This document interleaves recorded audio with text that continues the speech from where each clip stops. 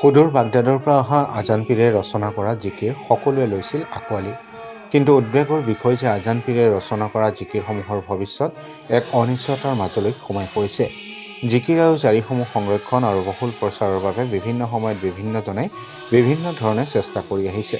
তাৰে এক প্ৰচেষ্টাৰ ফল আছিল ভাৰতীয় গণনাট্য সংঘ ডিব্ৰুগড় জিলা সমিতিৰ উদ্যোগত অনুষ্ঠিত দুদিনীয়া জিকিৰ কৰ্মশালা।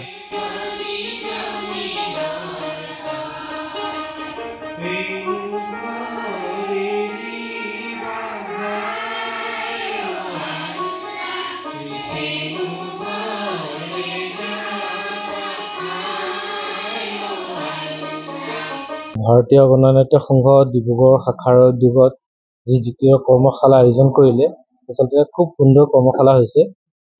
আৰু আমি ভাল পাইছোঁ এইটোৱেই যে জিকিৰ কি, কোনে ক'ত কিয় ৰচনা কৰিলে, এই কথাখিনি আমি আচলতে খুব ধুনীয়াকৈ বুজাই দিবলৈ চেষ্টা কৰিছোঁ যে জিকিৰ অসমৰ জাতীয় সম্পদ হয়। জিকিৰ কোনো মুছলমানৰ গীত নহয়, জিকিৰ কোনো হিন্দু মানুহৰ গীত নহয়, জিকিৰ যে অসমৰ জাতীয় সম্পদ হয়। আজান ফকীৰে যিখিনি গীত ৰচনা কৰিছিলে, শ্ৰীমন্ত শংকৰ মাধৱৰ কীৰ্তন ঘোষাৰ সুৰত, দিহা নামৰ সুৰত, আই নামৰ সুৰত, হুঁচৰিৰ সুৰত সেই ৰচনা কৰিছিলে গীতসমূহ। কিছুমান চিনাকি সুৰ, অচিনাকি শব্দ, ইয়াত অচিনাকি শব্দহে আছে, গোটেই সুৰসমূহেই চিনাকি। যে হুঁচৰিৰ সুৰত জিকিৰ ৰচনা কৰিছিলে, দিহা নামৰ সুৰত, আই নামৰ সুৰত, কীৰ্তন ঘোষা বৰগীতৰ সুৰত জিকিৰ ৰচনা কৰিছিলে। জিকিৰ আমাৰ অমূল্য সম্পদ। এই সম্পদসমূহক ভৱিষ্যত প্ৰজন্মৰ মাজত জীয়াই ৰাখিব লাগিব। যে শ্ৰীমন্ত শংকৰ মাধৱ, আজান ফকীৰৰ যি সৃষ্ট, এইখিনি অবিহনে যে অসমৰ সাহিত্য সংস্কৃতি অসাৰ হৈ পৰে, এইখিনিসমূহ গীতৰ ধাৰাই, গীতৰ যোগেদি যে অসমত এটা বাৰ্তা প্ৰেৰণ হয় যে এইখন শ্ৰীমন্ত শংকৰ মাধৱ শংকৰ আজানৰ দেশ।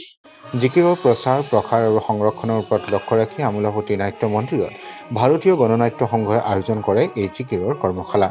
উদ্দেশ্যটো আমি বিশেষকৈ নৱপ্ৰজন্মৰ কাৰণে এই কৰ্মশালা দুদিনীয়া আয়োজন কৰিছোঁ, যাতে জিকিৰ গীতসমূহ শুদ্ধৰূপে শিকি পৰিৱেশন কৰিব পাৰে। আৰু সেইবাবে আমি জিকিৰ সম্ৰাট ৰেকিবুদ্দিন আহমেদ ডাঙৰীয়াৰ ভতিজা, মানে জিকিৰৰ আপোনাৰ সুযোগ্য উত্তৰাধিকাৰী, তেখেতক আমি প্ৰশিক্ষক হিচাপে নিমন্ত্ৰণ কৰিছোঁ।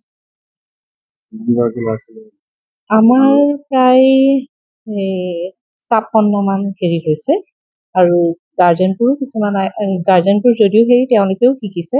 হয়, জিকিৰ কৰ্মশালাটোত প্ৰশিক্ষক হিচাপে দেৰগাঁৱৰ ৱাজিদুৰ ৰহমান উপস্থিত থাকি ছাত্ৰ ছাত্ৰীসকলক অনিশ্চয়তাৰ দিশে গতি কৰা জিকিৰৰ ওপৰত প্ৰশিক্ষণ প্ৰদান কৰে।